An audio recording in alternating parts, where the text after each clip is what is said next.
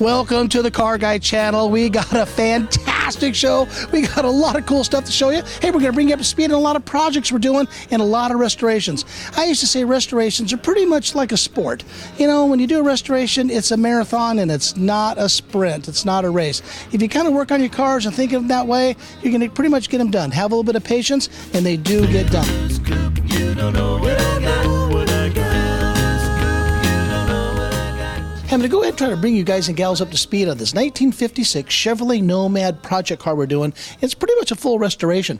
A lot of work went into this car. You've probably seen some of the episodes with the rust in the panels and all the work that we've been putting into the body. We finally actually married the body back to the frame. Now, I'm going to show you something here that's really kind of an interesting way of going about it, and I think it turned out really nice. We went ahead and notched the frame. When I'm saying notch the frame, kind of follow my finger. This right here is how thick the frame is, and then it comes all the way up here. We cut it.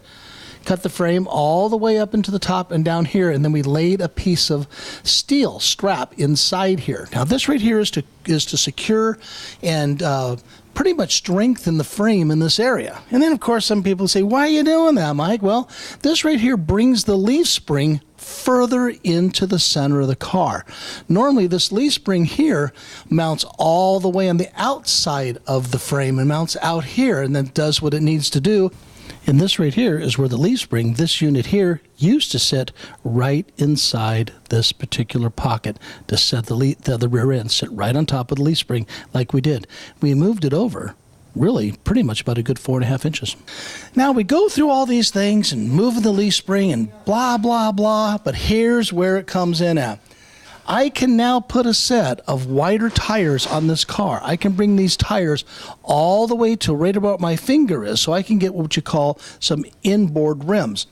I can get a little more meat on the ground, a little fatter tire in the back of this car, make it handle better, drive better, and road better.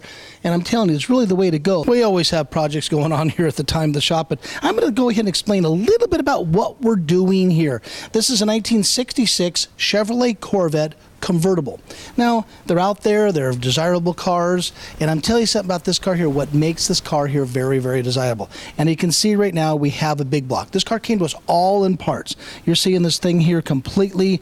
Engine was just sat inside here. Someone did some rebuild, and the shop never did finish none of the work to it. But it happens to be a 427 engine. But it's not the exact 66 427. Now, this is a factory big block car. Now, here's the neat thing about it. Being a factory big block car, this has factory air conditioning.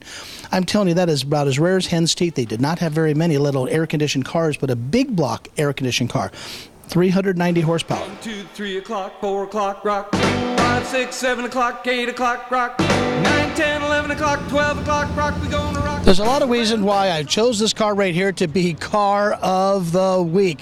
1935 Ford 5-window 2-door coupe. I'm telling you, these cars right here, they're just class. They're spectacular. I think they say it all themselves. I can't go into enough to say how much I think they're just fantastic. The whole look. And this right here is what the 30s was all about. Some of the real early Ford buffs, Flathead buffs, they kind of know all about this type of stuff. And being a 90 horsepower V8 engine, they came with a very, very small, I feel very small 2-barrel carburetor, and they were called Stombergs. Stomberg 97 was most of the nickname for them. But this Stomberg 97 carburetor, simple air cleaner, and they did come with a generator. Now this car right here, we actually converted this generator here over to an alternator, but alternator for 6 volts. Now, if you notice, this looks kind of an odd configuration to most people that are working on cars, motorheads and whatnot, but the distributor on a Flathead V8 Ford, the distributor is in the very, very front. It's on the front of the camshaft. Camshaft runs this direction here, front of the cam. That's where the distributor is, and that's where the wire looms come in to hit all the spark plugs. It's a tight fit. They remove the fan sometimes to get in there and go to the points, but that's how it was done.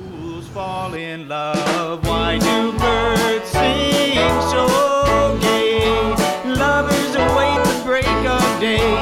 Why do they fall in love? Now here's something I have been dying to show you is the 1967 427 435 horse Corvette. This car right here is the Holy Grail. You've probably seen a lot of episodes of us having this car, doing the body work, bringing the paint back down, bringing the paint back up. Fiberglass cars today are very difficult to do, and they take a lot of work and a lot of effort. It's hard to make them exactly perfect, and it frustrates me because I really do like them to look perfect as I can. You cannot even feel the lines on the hood of this car.